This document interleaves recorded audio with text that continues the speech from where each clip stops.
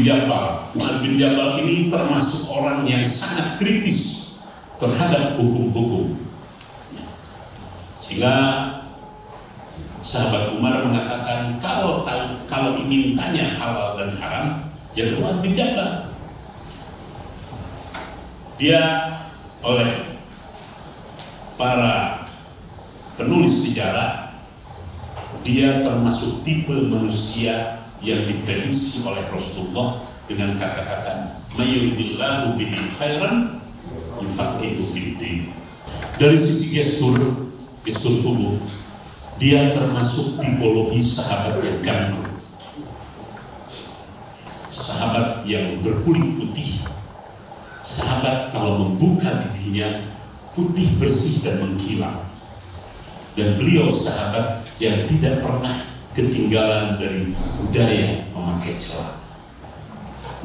Sahabat Mu'adz bin Jabal. Beliau dapat gelar dari Rasulullah 3 gelar. Yang pertama, Imamul Ulama Fitrah, imamnya orang-orang yang alim dan setingkat lebih tinggi. Tuh disampaikan oleh Rasulullah kepada sahabat Mu'adz bin Jabal. Kemudian yang kedua, sahabat Mu'adz bin Jabal ini mendapat predikat dari Rasulullah termasuk orang yang qanit, taat, qanitin minal qanitin, orang yang sangat taat terhadap apa-apa yang diperintahkan oleh Allah dan dilarang oleh Allah, minal qanitin. Nah, itu gelar yang kedua. Kemudian gelar yang ketiga, dia itu termasuk sahabat yang memiliki tingkat ketawaduan yang sangat tinggi. Oleh karena itu, kalau kita ditanya siapa imam-imamnya fuqaha, Mu'adz bin Jabal. Setelah Rasulullah meninggal, ada 6 orang sahabat yang berani menyampaikan fatwa. Dari kalangan muhajirin 3 orang, sahabat Abu Bakar, sahabat Umar, sahabat Utsman. Sementara dari Ansor 3 orang sahabat, sahabat Ubay, sahabat Mu'adz, dan sahabat Zaid. Jadi sahabat Mu'adz ini masuk dalam kelompok Ansor. Masuknya Mu'adz bin Jabal tidak lepas daripada peran Mus'ab bin Umair. Jadi kalau bapak-bapak ingin tahu siapa tokoh Ansor yang sangat berperan sehingga bisa mengislamkan orang Madinah, itu tidak lepas daripada peran sahabat Mus'ab bin Umair. Insya Allah nanti sejarahnya mungkin akan saya coba sampaikan. Nah, keterlibatan sahabat Mu'adz, yang pertama, beliau termasuk 72 orang yang ikut dalam Bai'at Aqabah. Saya terus terang saja baru tahu ya, setelah ada penjelasan dari Gus Bahar bahwa dari sekian tempat yang mestinya menjadi pilihan kita waktu menunaikan ibadah haji adalah Mina, terutama di Bai'at Aqabah, bukan di Ka'bah, bukan di ini. Loh, kenapa? Karena di sana Rasulullah 3 tahun mengalami sebuah kehidupan yang penuh dengan penderitaan. Nah, kelompok yang masuk ke 73 Aqabah ini itu dicatat dalam sejarah termasuk dikategorikan di luar yang 10 ahli surga. 73 Aqabah ini sudah dipastikan ahli surga. Nah ini, jadi baik Aqabah itu di Mina, Jumroh Aqabah. Jadi perbatasan antara Mina dengan Mekah itulah yang namanya Aqabah. Dan di sana Rasulullah mengasingkan diri selama 3 tahun dengan segala penderitaan. Diboikot. Nah, keikutsertaannya di beberapa peperangan, ya, Aqabah ikut, Badar ikut, dan nah setelah Rasulullah ada beberapa peperangan yang sangat menentukan. Di sana menunjukkan bagaimana keheroan, bagaimana kepahlawanan yang namanya Mu'adz bin Jabal. Yang pertama di dalam perang Ajnadain, yang kedua di dalam perang Yarmuk, Kedua-duanya ini melawan tentara Romawi. Digambarkan, karena saya ada buku khusus tentang Mu'adz bin Jabal. Waduh, mungkin karena penulisnya juga pinter, wartawan Mesir. Jadi bagaimana Mu'adz bin Jabal membawa bendera Islam. Beliau kalau sudah memberikan motivasi kepada tentara, udahlah. Beliau kegemarannya mengutip surat An-Nur. Ada satu ayat surat An-Nur itu untuk memompa motivasi. Itu yang dilakukan oleh Mu'adz bin Jabal. Jadi perannya di perang Ajnadain, kemudian perangnya di Yarmuk, perangnya ada di Badar, di Khandaq, ikut terus, ya. Ikut terus. Nah, jadi ceritanya begini, Mus'ab bin Umair mengajak, akhirnya masuk Islamlah Mu'adz, dan Mu'adz tercatat dalam sejarah orang yang berhasil mengislamkan Bani Salamah. Bani Salamah ini termasuk kelompok suku yang sangat dominan, yang banyak mensuplai sarana untuk peperangan yang berada di Madinah. Ada kepala suku dari Bani Salamah yang namanya Amr bin Al-Jarud. Ini tokoh dari Bani Salamah. Nah, Amr ini masih paganisme, agamanya masih memuja patung. Beliau memiliki sebuah patung yang disebut patung Manat.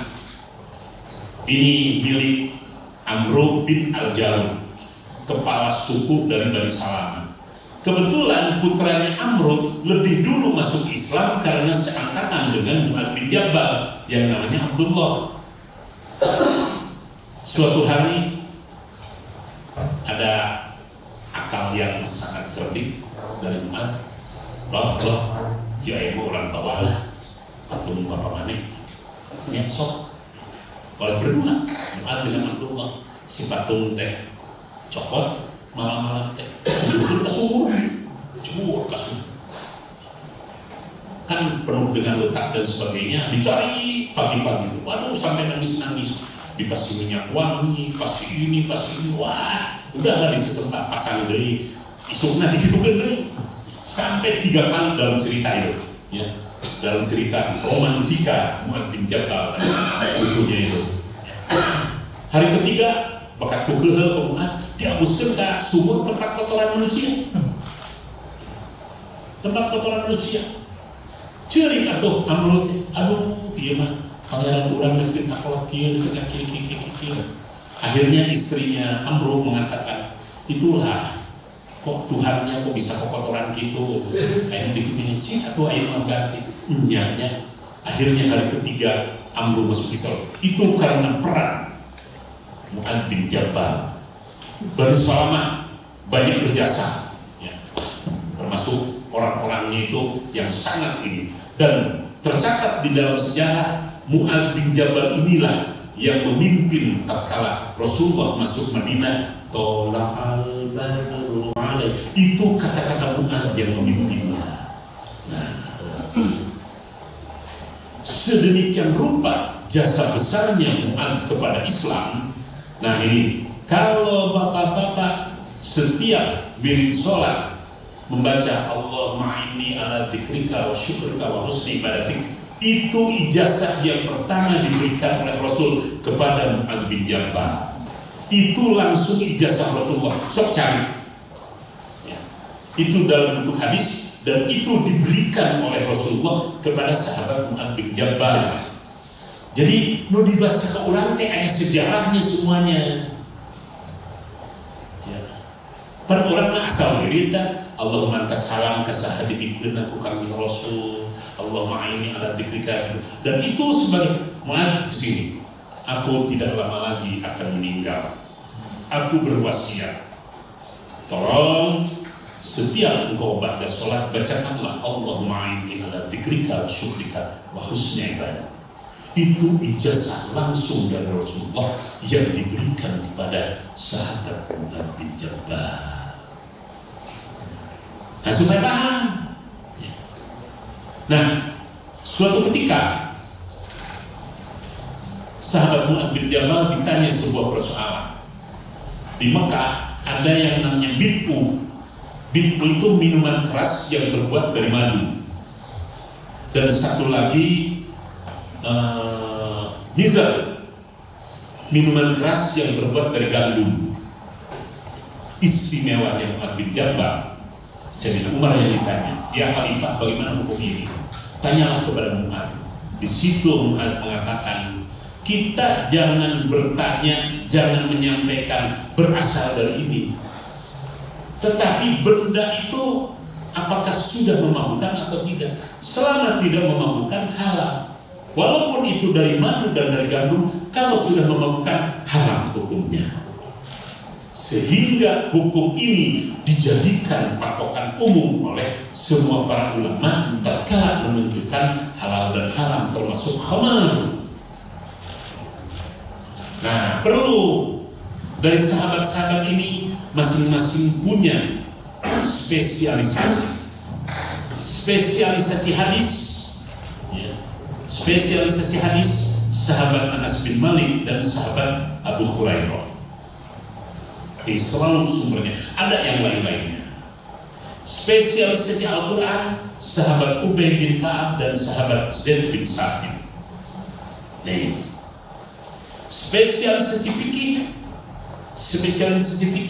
sahabat Mu'adz bin Jabal dan sahabat Abu Musa al-Asy'ari. Spesialisasi tafsir Ibnu Abbas. Spesialisasi sufi Abu Dzar al-Ghifari. Mereka masing-masing mengambil spesialisasi. Bukan berarti mereka tidak tahu yang lain. Oh, tahu mereka. Tapi ada spesialisasinya. Dan Mu'adz bin Jabal ini belajar tentang Islam 9 tahun langsung kepada Rasulullah SAW. Waktu Rasulullah akan meninggal, sudah menyampaikan, ya Mu'adz, nampaknya tidak lama lagi kita akan berpisah. Sampai beberapa hari sahabat Mu'adz mencoba untuk merenungkan kata-kata yang disampaikan oleh Rasulullah. Sampai beberapa hari tidak bisa tidur sahabat Mu'adz bin Jabal ini, karena mendengar kata-kata yang disampaikan oleh Rasulullah. Nah, Rasulullah meninggal, tadi sudah saya sebutkan, yang berani memberikan fatwa 6 orang. 3 orang dari Muhajirin dan 3 orang dari Ansor. Pada zaman Sayyidina Umar, tatkala Gubernur Syam Ubaidah meninggal kena wabah yang namanya Amwas, namun akhirnya mata COVID. Jadi Syam itu pernah terkena yang namanya taun, namanya Amwas. Abu Ubaidah meninggal. Sayyidina Umar manggil Mu'adz, engkau jadi gubernur di sana. Baiklah. Yang pertama putranya dulu yang terkena, namanya Abdullah. Kemudian istrinya, dan baru terakhir Mu'adz bin Jabal sendiri dalam kapasitas sebagai gubernur Syam itu meninggal karena taun. Dan mulainya dari jarinya. Dijelaskan di sejarah itu tanda bahwa sahabat Mu'adz terkena taun itu. Kalau sekarang kan kita terkena itu kan paru-paru, napas. Nah, zaman dulu sejenis kolera. Oh, telunjuk saya sudah mulai terkena. Dan itulah di dalam sejarah Islam, wabah pertama itu terjadi di Syam, dan ketika itu hampir merenggut 17 hafidh Al-Quran. Dan itu sahabat-sahabat Nabi yang mulia, sahabat Ubaidah, sahabat Mu'adz bin Jabal. Dan Mu'adz bin Jabal ini dengan Abu Musa al-Asy'ari termasuk orang yang mengislamkan Yaman. Jadi 2 orang inilah. Dan maaf, tadi di awal saya katakan bahwa yang pertama sekali diberi mandat oleh Rasulullah untuk menyampaikan ijtihad itu sahabat Mu'adz bin Jabal. Jadi lisensi ijtihad pertama sekali diberikan oleh Rasulullah. Yang mana? Kalau engkau di Madinah, kalau engkau di Yaman nanti, kalau menghukumi gimana? Ya yang pertama dengan Al-Quran, ya betul. Yang kedua ya dengan Al-Hadis. Kalau tidak Al-Quran, aku akan berusaha untuk menyampaikan ijtihad. Tayyib. Ahsan. Begitu kata Rasulullah. Ini yang pertama menerima lisensi. Oleh karena itu sangat kritis. Sangat kritis. Tetapi yang menjadi prinsipnya di situ orang yang sangat alim tetapi menerapkan permudahlah, jangan persukarlah. Yassiru. Nah, itu yang pertama menerapkan dalam kaidah hukum itu adalah Mu'adz bin Jabal. Nah, sekarang malah disebalikkan, sekarang kurang enak dihesekkan, bukan permudah. Agama itu mudah, agama itu ringan, agama itu tidak memberatkan. Itu yang menjadi prinsip dasar yang dipergunakan oleh sahabat Mu'adz bin Jabal tatkala mengeluarkan sebuah keputusan hukum agama. Walaupun ada kalanya, maaf, Mu'adz masih timbul egonya. Beliau sering bayangkan imam sholat Al-Baqarah rakaat pertama, kedua surat An-Nisa, panjang keingat. Itu sahabat Mu'adz bin Jabal. Akhirnya orang-orang protes. Ya Rasul, ini jamaah-jamaah saya sudah murtad. Belum murtad kemarin, kenapa? Iya karena mereka keluar dari jamaah sholat. Oh gitu. Tapi namanya Rasulullah kan orang bijaksana. Kenapa kamu sampai mufaraqah? Kenapa kamu sampai keluar dari sholat? Ya Rasul, kami ini kan orang-orang sudah tua, orang-orang ini. Kenapa? Iya, rakaat pertama Mu'adz bin Jabal yang dibaca Al-Baqarah, yang kedua surat An-Nisa. Oh, gitu masalah. Ada 4 bentuk teguran Rasulullah karena bentuk kasih sayang Rasul kepada umatnya. Sekelas Mu'adz bin Jabal. Orang-orang yang menyusun kitab itu, bayangkan Imam Bukhari setiap mendapatkan ini langsung wudhu, langsung sholat sunat, langsung wudhu, langsung sholat sunat. Setiap ini, nah sampai ke kita, nah dikuasaan di segala rupa. Bayangkan orang-orang untuk tabarukan ke Hadratus Syekh, karena Hadratus Syekh setiap bulan puasa itu Bukhari. Sampai sekarang tradisi Tebu Ireng Bukhari kan, ini di Tebu Ireng itu sampai sekarang.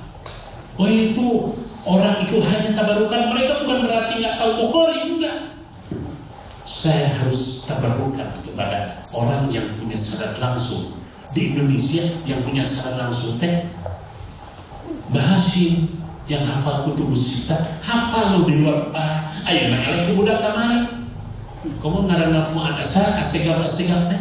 Aduh, cuman itu Hashim Asar. Ya Allah, menyebut Mbah Hashim saja, Hashim Asar itu pembohong besar segala macam. Cuman dari mana apalah di segera.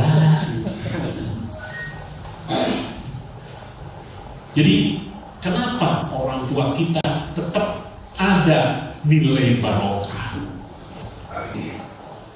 Sekarang ingin berkah tetapi gratis nggak bisa. Perbedaan rahmat dan salam. Kalau rahmat dan salam itu Allah sangat membagikan dengan gratis tanpa kecuali. Allah memberikan keselamatan ke aduh. Saudara ini nu dibikin selamat 100 silakan anda mulai. Sama rahmat juga, tetapi tatkala barokah harus proaktif. Dan barokah ini terkait dengan ikhlas, barokah terkait dengan ibadah, barokah terkait dengan sesuatu yang berdimensinya luas. Jadi kalau bapak-bapak masih mengukur segala rupa materi, jauh tidak berkah. Menang kesenangan, menang, tapi itu bukan untuk membuka pintu berkah. Jadi siapa yang menyampaikan Pak Malik ya, yang menyampaikan dengan berkah itu terakhir. Saya catat, oh iya. Nah ini maksudnya kenapa kita bisa mengkuliti mengkuliti, diksikan setiap informasi supaya utuh. Bagus kan? Tadi misalnya Pak Brori mengawali dengan netral. Bagus. Kenapa kok kita harus sinkron ini? Dan itu kita tidak boleh menegasikan bahwa itu ada hadisnya dan itu hadis Rasulullah dan itu Imam Bukhari. Tetapi diperjelas, diperkuat oleh statement yang disampaikan oleh Pak Basir. Jangan sampai kita terjebak dengan tekstual, tetapi harus kontekstual. Diperkuat lagi oleh Pak Deden Samsul. Iya, kenapa kok kita lebih terjebak ke asbabul nuzul? Kenapa asbabul wurud kita rendah? Padahal walaupun tidak semua hadis ada asbabul wurudnya, hadis-hadis yang ada asbabul wurudnya itu tidak lebih daripada 20% yang diangkat. Sebetulnya semua ada asbabul wurudnya. Kenapa untuk sebuah kasus sampai ada 5 hadis yang seakan-akan bertentangan? Misalnya, tidak semua yang dikatakan oleh Rasulullah itu akhirnya menjadi dasar hukum. Yang menjadi dasar hukum dari semua hadis Rasulullah paling banyak itu 20%. Bayangkan dari 800.000 hadis yang dikumpulkan oleh Imam Bukhari hanya 16.000. Sementara Imam Bukhari usianya tidak terlalu panjang dan Imam Bukhari selalu menyeleksi per harinya itu rata-rata 4-5 hadis.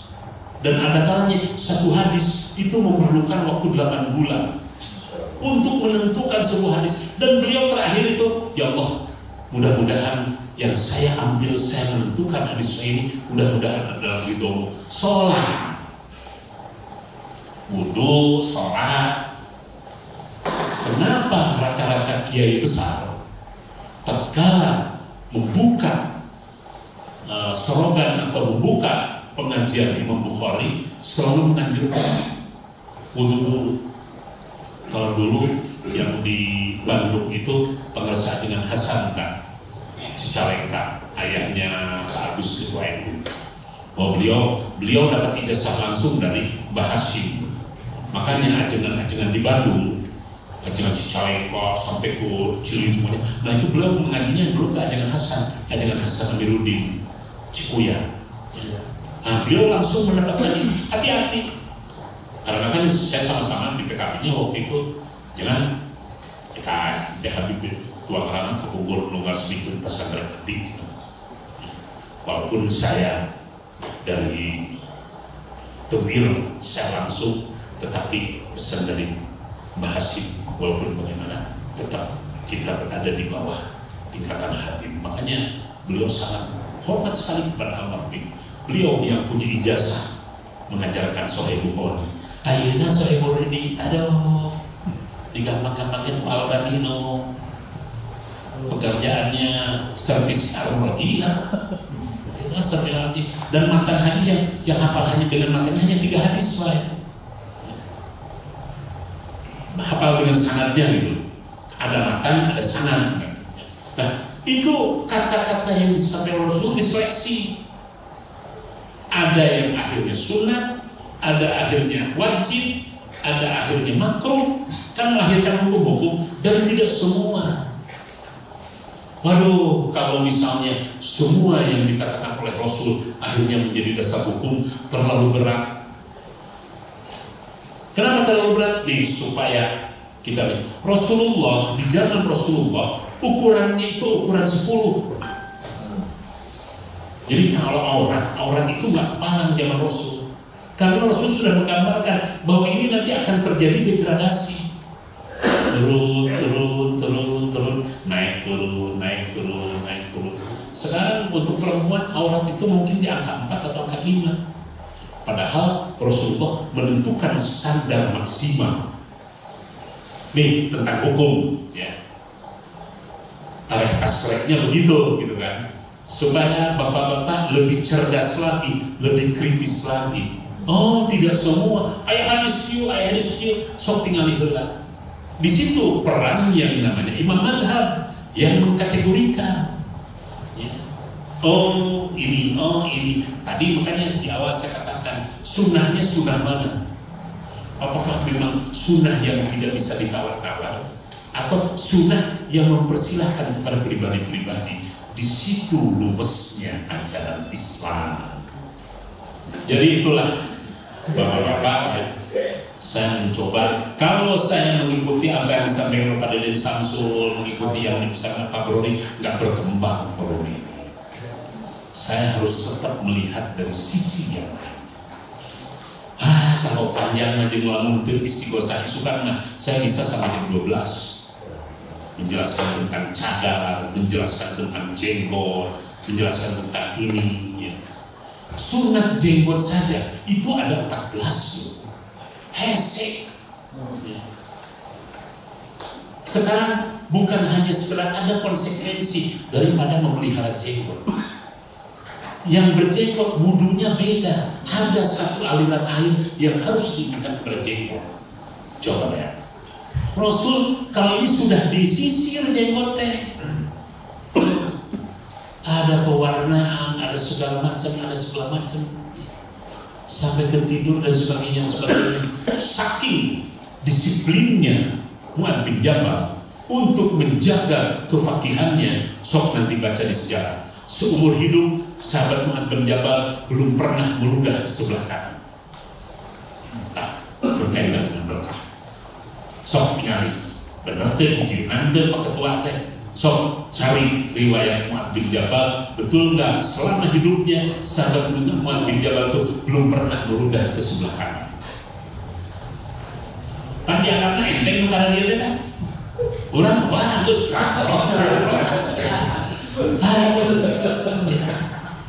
itu saking takutnya, beliau rasa malunya tinggi, saking adilnya. Istrinya 2, ditanya kenapa sahabat Mu'adz engkau hanya berani 2, yang lain rata-rata 4. Aku sulit menerapkan adil. Jadi kalau di istri pertamanya beliau tidak minum, maka di istri keduanya pun beliau tidak minum. Kalau di istri pertama beliau tidak makan, beliau di istri kedua pun tidak makan. Jujur. Nah, waktu Sayyidina Umar membagi ghanimah, udah habis semuanya, istrinya ngomong sama Mu'adz bin Jabal, Mu'adz, engkau kan pejabat, engkau ini. Nanti belakangan orang lain semuanya dapat 60 dirham, sisanya hanya tinggal 2 dirham. Cukuplah untuk kita masing-masing 1 dirham. Orang alim sudah jadi gubernur, ya. Ternyata borangan teh Tuhan nih, lain pukulan borangan takut tidak adil. Nah, itu kan orang semakin tinggi ilmunya harusnya semakin takut dengan hukum. Tapi kata Gus Dur, beginya ngenteng ada ayat jahat, ayat yang kesianan, ayat yang tobat. Gus kan nggak boleh yang gampang mau wudhu.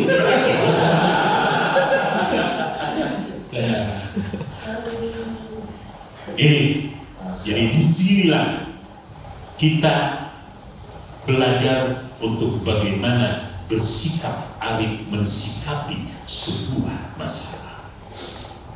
Makanya tadi saya di awal saya bawa dulu ini gelombang. Ini gelombang perubahan ke semuanya. Pandemi mah paling efeknya 5 tahun, learning loss itu paling lama 5 tahun. Tetapi akibat teknologi informatika baru. Itu kan mereka kelabakan, ya waduh, kurang Akhirnya yang dilakukan adalah langkah-langkah yang radikal. Karena kalau langkah-langkah yang moderat nggak akan ada daya kejut. Terame, orang rakyat wajib kurang tadi seperti Pak Deden. Makanya saya tanya pada Deden Adlali, betul nggak mereka mensyaratkan bahwa sholat itu wajib bersihkan? Anu jelas mah sholat wajib kudu boga wudu. Bisa kan begitu. Di sini kita perlu belajar mengkritisi. Nah, untuk bisa mengkritisi, memang kita dituntut untuk menyisihkan waktu untuk berpikir. Coba sudah harus dimulai 2 jam atau 3 jam. Saya kalau sudah sahur sekarang, jadi dari mulai 13 September kan saya puasa, batal sampai sekarang. Nah, ini sudah lebih dari 100 hari kan ini saya puasa. Terurangan, masih semangat, ngomong masih keras, kurang daripada bapak-bapak gitu kan, jadi senarunutan, besnaon gitu kan, kurang adil dan nunutan gitu kan. Nah, saya merenung, aduh, besok tentang cadar, besok tentang jenggot, besok tentang ini. Saya dulu pernah membaca ini, kan harus saya bongkar lagi. Nah, dalam konteks sekarang bagaimana saya harus memulainya? Beda. Kalau orang pasti 10 orang pasti dengan informasi yang berbeda. Saya kan harus dari sisi yang lainnya saya renungkan. Iya. Kata kuncinya, cingkrang itu sombong. Sombong itu sesuatu yang sangat dibenci oleh Allah. Itu sombongnya. Neraka itu bukan akibat tidak cingkrangnya, tapi karena sombongnya, kan begitu. Kok kenapa kita harus dengan cingkrangnya? Bukan itu. Efek dari kesombongan itu. Oh ini. Ya. Makanya akan melahirkan hukum tadi. Kalau sebatas sombong itu hanya Allah benci. Tetapi yang paling berat itu kalau Rasulullah sudah menggunakan kata laknatullah. Menawan sombong itu menyuap lebih berbahaya menyuap. Laknatullah ala rasih wal kasih. Jadi Abdul Rijal Allah al-Abdul Sisal. Oh kenapa? Lebih ini gitu kan? Oh iya. Kalau suap menyuap itu karena itu akan merubah sebuah hukum, merubah sebuah keputusan, merubah sebuah konsensus. Ya. Itu Rasulullah kasih. Tetapi juga, nah saya terus terang saja, Bapak ngaji kalau sebahas saja dari orang. Tapi ada juga nanti suap yang bisa punya nilai positif.